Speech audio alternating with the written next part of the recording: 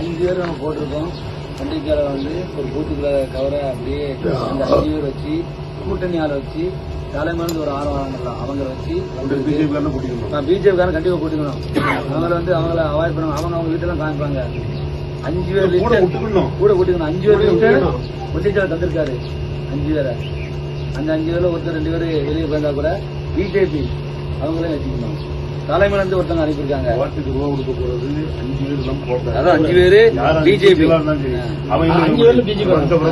5 பேரு பிஜேபி 1 வந்துருக்கு ஒரு ஆளு. இவ்வளவு பேர் வச்சுதான் வீட்டை காமிக்கும் போது ஒவ்வொரு வீடா கொடுக்கணும். டிக்கெட் எடுத்து அவரு சொன்ன செயலாளர் கையில இருக்கணும். அல்ல அங்க தானே வந்திருக்காங்களா அவங்க கையில வச்சுக்கணும். நல்லா புரிஞ்சுக்கீங்க. இத அவனுக்கு கொடுக்கண்டா இவனுக்கு கொடுக்கண்டா அப்படின்னு நினைச்சிடறாங்க. நீ பேச உள்ளூர்ல எல்லாத்துக்கும் பல பிரச்சனை இருக்கு. ஆனா அந்த வீட்டுக்கு இந்த பேருக்கு கொடுக்க 5 ஓட்டுக்கு இந்த பேருக்கு 5 கிடைக்கையா எந்தெல்லாம் விட்டுறாங்க. அதான் பரந்த மனப்பான்மை 5 நாளைக்கு இருக்கணும்.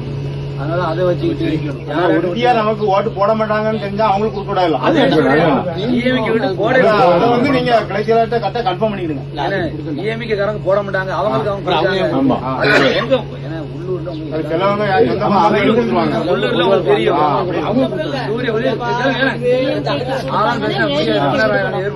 உதயசூரியன் சின்னத்துல உள்ளவங்க கண்டிப்பா போட மாட்டாங்க. அதை அவாய்ட் பண்ணுங்க. அப்படின்னா 5 ஓட்டு 10 ஓட்டு எல்லாத்தையும் பேசுவாங்க.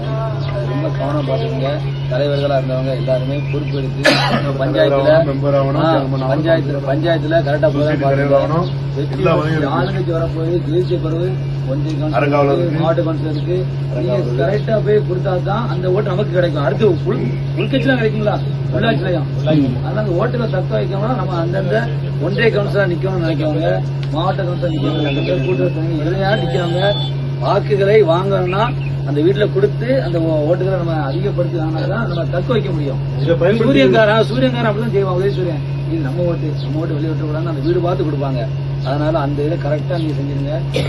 நீங்க சொல்றேன் தலைமையில இருந்து வர பணத்தை கை வச்சாச்சுன்னா அது வந்து அந்த உண்டியில இருந்து என்ன சொல்லுவாங்கல்ல, அதை நான் அந்த வார்த்தையை சொல்லல. அது அசிங்கம், மிகவும் கேவலமான சம்பவம். நான் யாரையும் குறை சொல்ல விரும்பல. இதெல்லாம் நடந்திருக்கு. நம்மளே நம்ம கட்சியை அழிக்க மாதிரியும் நம்ம வெற்றியை கெடுக்க மாதிரியும் நம்ம நடந்துட்டீங்க.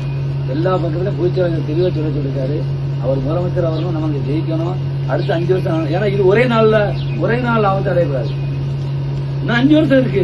5 வருஷம் இருக்கு நடக்கணுங்களா? ஒரே இன்னைக்கு கட்சி காலத்துல வச்சாச்சுன்னா 10 ஓட்டு போச்சு. உதாரணத்துக்கு 10,000 வச்சுக்கிட்டோம். யாரும் கொடுக்காதுன்னா 10 ஓட்டு போச்சு. அப்ப ஒவ்வொருத்தரும் இந்த தவறை செஞ்சா அப்ப தொகுதி போல இவ்வளவு ஓட்டு பாதிக்கும். 50 ஓட்டுல ஜெயிச்சிருக்காரு. 50 ஓட்டு 43 ஓட்டு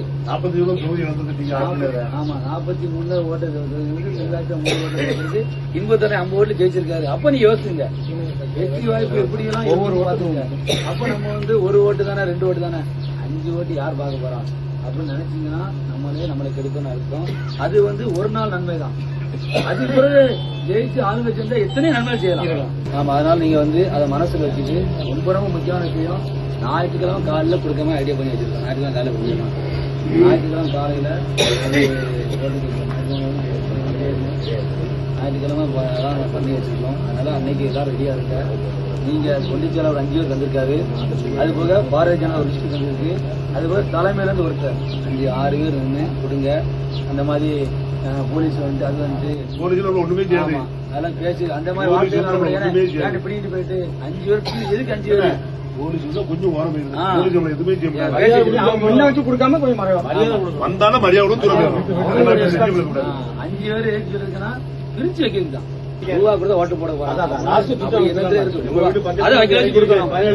ஒரு வாட்டி அது நடந்துட்டு பாத்தீங்களா? போன வாட்டி வக்கீல வச்சு கரெக்டா செஞ்சுட்டாருல, அதே எண்ணத்துல அவர் இருக்காரு. அதனால நீங்க அவர் என்ன அதெல்லாம் இருக்கு அவங்க கொடுக்க என்ன பண்ணிட்டு போறாங்க.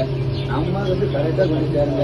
ஏடிஎம் ஓட்டு, பாரதிய ஜனதா ஓட்டு, அம்மா மக்கள் முன்னேற்ற கழகத்தின் ஓட்டு, காங்கிரஸ் ஓட்டு இவ்வளவு பண்ணுங்க. ஒரு தேர்தல் நேரத்தில் ஒரு எலெக்ஷன் அன்னைக்கு பூத்துல அன்னைக்கு யாராட்டும் ஒருத்தர் நான் அன்னைக்கு அங்க போயிட்டேன் இங்க போயிட்டேன் என்கிட்ட ஓட்டு போடணும்னு சொன்னா கூட உங்கள்கிட்ட ரூபா கூட கொடுத்துட்டு ஒன்றிச்சாட்டு சொல்லுங்க. ஏன்டாலும் சொல்லுங்க. ஓட்டை வந்து அதனால உனக்கு கிடையாது அன்னைக்கே இல்ல முடிஞ்சு போச்சு அப்படின்னா வார்த்தை நின்னாம்னா நான் வெளியூர் போயிட்டேன் அப்படி நின்னாம்னா ஒரு 25,000 பூத்துக்கு கொடுக்க ஐடியா வச்சிருக்கோம். அதுல இருந்தா கூட நாளை கொடுத்துட்டு ஏன்னா 5 கொடுத்துருக்கேன் அப்படின்னு சொல்லி முறையா இருந்ததுன்னா அதை என்கிட்ட சொல்லி சொல்லி வாங்கிக்கிங்க. ஒரு ஓட்டை வீணாக்காங்க. உனக்கு இல்லப்பா முடிஞ்சு போச்சுப்பா இவ்வளவுதான் தந்தாங்க அதெல்லாம் இல்ல ஏதாட்டும் வகையில வாக்குகளை வாங்கணும். அதை மனைவியில் வைத்து செயல்படுங்க.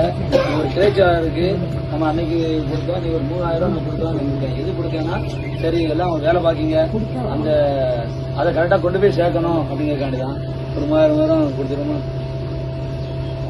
மற்ற இதுவும் 80 என்ன ஒன்றை கொடுத்து கொடுத்துட்டேன் 2 மட்டும் பிரிங்க.